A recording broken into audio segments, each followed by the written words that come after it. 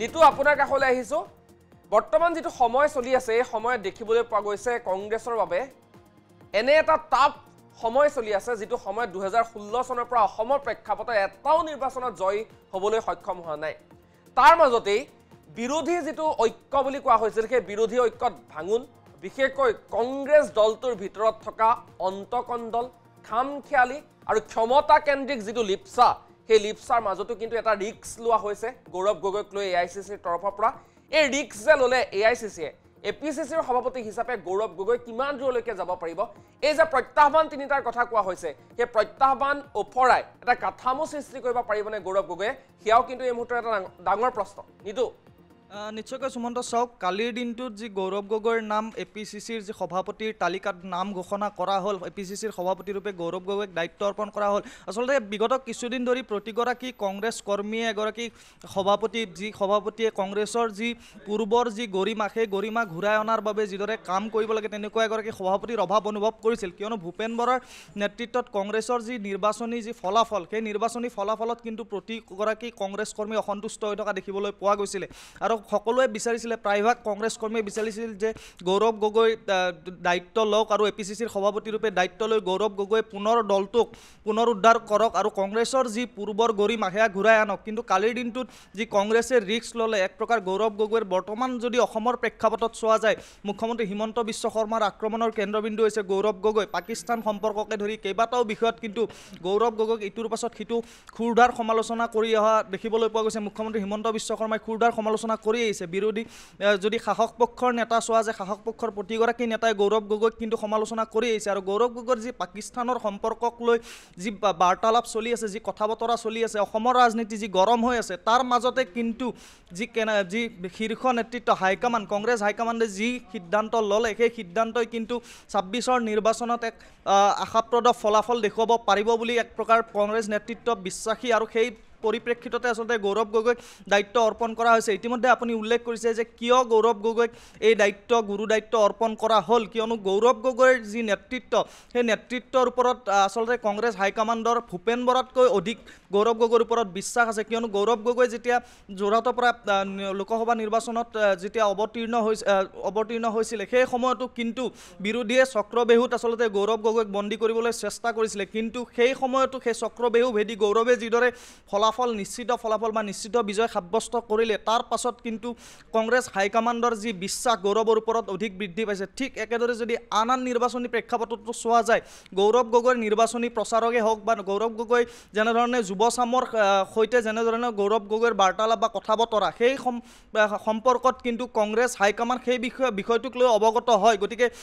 নৱপ্ৰজন্মক প্ৰাধান্য দি আচলতে কংগ্ৰেছে এইবাৰ 26ৰ নিৰ্বাচনত অৱতীৰ্ণ হ'ব বিচাৰিছে কিয়নো ভূপেন বৰাৰ নেতৃত্বত কংগ্ৰেছে যিমানবাৰ নিৰ্বাচনত অৱতীৰ্ণ হৈছে প্ৰতিবাৰে মুখ ঠেকেচা হোৱা দেখিবলৈ পোৱা গৈছিলে সেয়া ৰাভা আসন নিৰ্বাচনেই হওক উপ নিৰ্বাচনেই হওক অথবা আন যি পূৰ্বৰ নিৰ্বাচনী যি ফলাফল সেই নিৰ্বাচনী ফলাফলত যি শোচনীয় পৰাজয় সেই শোচনীয় পৰাজয় ৰোধৰ কাৰণে কিন্তু গৌৰৱ গগৈ একমাত্ৰ অস্ত্ৰ হিচাপে ব্যৱহাৰ কৰিব বিচাৰিছে কংগ্ৰেছ হাইকমাণ্ডে আৰু গৌৰৱ গগৈৰ যি দলীয় স্থিতি বা দলীয় নীতি যদিহে ৰাষ্ট্ৰীয় প্ৰেক্ষাপটতো চোৱা যায় গৌৰৱ গগৈ বৰ্তমান বিৰোধী উপদলপতিৰ দায়িত্বত আছে ৰাহুল গান্ধীৰ ঘনিষ্ঠ গৌৰৱ গগৈ গতিকে যদি হাইকমাণ্ডৰ কথাও কোৱা হয় কংগ্ৰেছ হাইকমাণ্ডৰ ক্ষেত্ৰতো কিন্তু গৌৰৱ গগৈ এই ক্ষেত্ৰত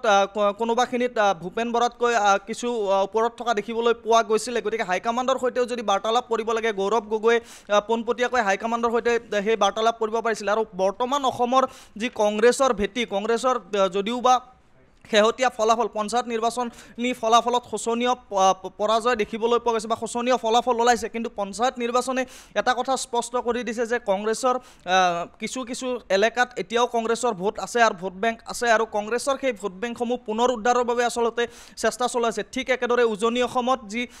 আপুনি উল্লেখ কৰিছে ইতিমধ্যে যে আহোম জনগোষ্ঠীক আকৰ্ষণৰ চেষ্টা চলোৱাইছে আৰু আহোম জনগোষ্ঠীক যি ভোট উজনিত যি ভোট হ'ব সেই ভোটক আচলতে টাৰ্গেট কৰি লোৱা হৈছে আৰু যাৰ পৰিপ্ৰেক্ষিততে গৌৰৱ গগৈক নেতৃত্ব প্ৰদান ঠিক একেদৰে নগাঁও বা আন যিসমূহ সংখ্যালঘু অধ্যুষিত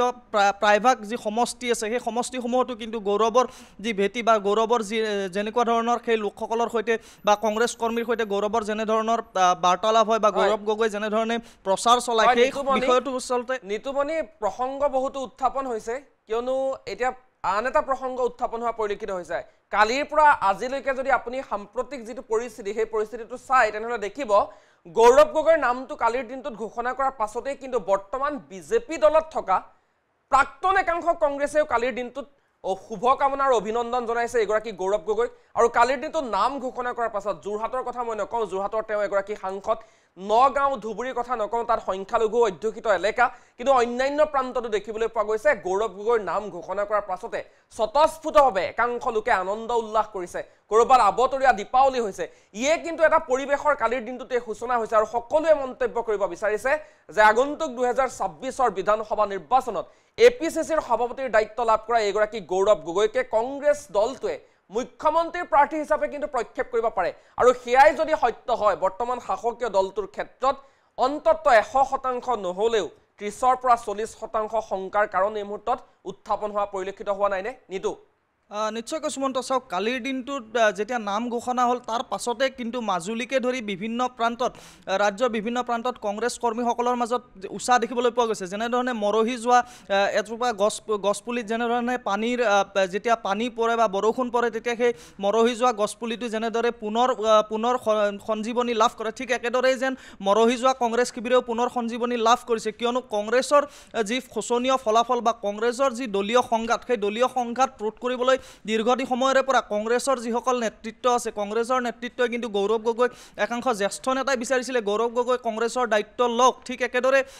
যদি শাসক পক্ষৰ কথা কোৱা যায় শাসক পক্ষই যদিও বা সমালোচনা কৰিছে গৌৰৱ গগৈক কিন্তু শাসক পক্ষৰ কালিৰ দিনটোৰ ৰাজ্যৰ যি প্ৰেক্ষাপট সেই প্ৰেক্ষাপটলৈ চাই কিন্তু শাসক পক্ষৰ বাবে 26ৰ নিৰ্বাচন যে সহজ নহ'ব তাৰ ইতিমধ্যে উমান পোৱা গৈছে কিয়নো মোৰ হাতত এখন বিশেষ তালিকা আছে সুমন্ত মই সেই তালিকাখনো এবাৰ কৈ দিব বিচাৰিছোঁ কিয়নো যিহেতু সমষ্টি পুনৰ নিৰ্ধাৰণ হৈছে সমষ্টি পুনৰ নিৰ্ধাৰণৰ লগে লগে কিন্তু দলীয় টিকটক লৈ বিজেপিৰ মাজতো অন্তকণ্ডল আৰম্ভ হৈ যাব কিয়নো কেইবাটাও সমষ্টিত হাই প্ৰফাইল প্ৰাৰ্থী আছে আৰু সেই প্ৰাৰ্থীসকলে নিজৰ সমষ্টি এৰি দিবলৈ ইচ্ছুক নহয় কিন্তু বিজেপিত বৰ্তমান এনেকুৱা ধৰণৰ পৰিস্থিতি যে যদি কোনো এটা সমষ্টিত কোনো লোকে প্ৰতিদ্বন্দ্বিতা আগবঢ়াব লাগে বা বিধায়ক পদৰ বাবে যদি প্ৰতিদ্বন্দ্বিতা আগবঢ়াব লাগে তাৰ বিপৰীতে কিন্তু বিজেপিতে কিন্তু সেই সমকক্ষ বিধায়ক বা বিধায়কৰ প্ৰাৰ্থী কিন্তু আছে সেই যদি তালিকাখন চোৱা হয় যদি মই ৰঙাপাৰা যি সমষ্টিৰ কথা উল্লেখ কৰোঁ ৰঙাপাৰা সমষ্টিত যদি উল্লেখ কৰা হয় তাত কিন্তু কৃষ্ণ কমল তাঁতীৰ পূৰ্বৰ পৰাই ভেটি আছিলে কিন্তু সংসদীয় ৰাজনীতি যি এৰি থৈ আহিছে পল্লৱ লোচন দাসে কিন্তু এইবাৰ ৰঙাপাৰাত প্ৰতিদ্বন্দ্বিতাৰ বাবে মন মেলিছে আৰু সেই যদি সংঘাত দেখিবলৈ পোৱা যায় তেনেহ'লে দেখা যাব যে পল্লৱ লোচন দাস আৰু কৃষ্ণ কমল তাঁতীৰ মাজত টিকটক লৈ এক প্ৰকাৰ বিজেপিৰ মাজত যি সংঘাত সেয়া দেখিবলৈ পোৱা যাব ঠিক একেদৰে বিশ্বনাথত চোৱা যায় দিগন্ত ঘাটোৱাল আৰু প্ৰমোদ বৰঠাকুৰ বিহালী সমষ্টিত প্ৰায়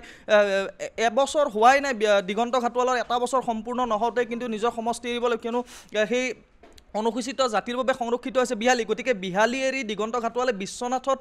যি প্ৰতিদ্বন্দ্বিতা সেই বিশ্বনাথৰ বাবে প্ৰতিদ্বন্দ্বিতা আগবঢ়াব বিচাৰিব তেনে ক্ষেত্ৰত প্ৰমোদ বৰঠাকুৰে বিশ্বনাথ সমষ্টি এৰি দিবনে নাই কিয়নো পূৰ্বৰ বিধায়ক প্ৰমোদ বৰঠাকুৰে বিশ্বনাথ সমষ্টি এৰি দিবলৈ ইচ্ছুক নহয় গতিকে বিজেপিৰ ভিতৰ চৰাটো আভ্যন্তৰীণ কণ্ডল আছে ঠিক একেদৰে মঙলদৈ বসন্ত দাসৰ কথা যদি উল্লেখ কৰোঁ কংগ্ৰেছ এৰি বিজেপিমুখী হোৱা বসন্ত দাসক গুৰুজ্যোতি দাসে সেই আসন এৰি দিবনে নাই ঠিক একেদৰে চিপাঝাৰত বিনন্দ শইকীয়া বনাম পৰমানন্দ ৰাজবংশী ঠিক একেদৰে নগাঁও বটদ্ৰৱা দীপ্লুৰঞ্জন শৰ্মা আৰু ৰূপক শৰ্মা কিয়নো নগাঁও সমষ্টি যি নতুনকৈ সমষ্টি পুনৰ নিৰ্ধাৰণ হৈ নগাঁও বটদ্ৰৱা সমষ্টি হৈছে চামগুৰিত এটা বছৰ হোৱাই নাই দীপ্লুৰঞ্জন শৰ্মাৰ ঠিক একেদৰে যদি দীপ্লুৰঞ্জন শৰ্মাই বিচাৰে তেতিয়াহ'লে সেই নগাঁও বটদ্ৰৱা সমষ্টিটো কিন্তু দীপ্লুৰঞ্জন শৰ্মা আৰু ৰূপক শৰ্মাৰ মাজত যুঁজ হ'ব ঠিক একেদৰে ডিমৌ সুশান্ত বুঢ়াগোহাঁই আৰু কুশল দেউৰী ঠিক একেদৰে হোজাই শিলাদিত্য দেৱ ৰামকৃষ্ণ ঘোষ উত্তৰ কৰিমগঞ্জত কমলাক্ষ দেৱ পুৰকায়স্থ বনাম মিছন ৰঞ্জন দাস ঠিক একেদৰে কাটিগড়াত কিশোৰনাথ বনাম ৰাজদীপ গোৱালা যোৰহাটৰ প্ৰেক্ষাপটত যদি চোৱা যায় তেনেহ'লে যোৰহাটত কিন্তু হিতেন্দ্ৰনাথ গোস্বামী আৰু ৰাণা গোস্বামীৰ মাজত যে এখন যুঁজ হ'ব সেয়া এক প্ৰকাৰ স্পষ্ট হৈ পৰিছে বিজেপিৰ মাজতে আচলতে দুটা আচলতে প্ৰাৰ্থী ওলাই আছে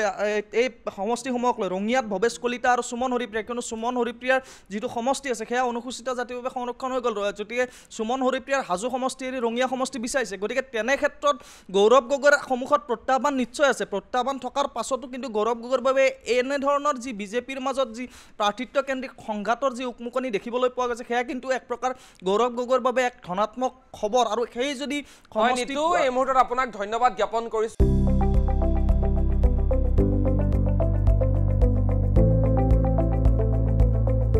NB নিউজ সহজ সৰল ভাষাত নৱভাৰতৰ কথা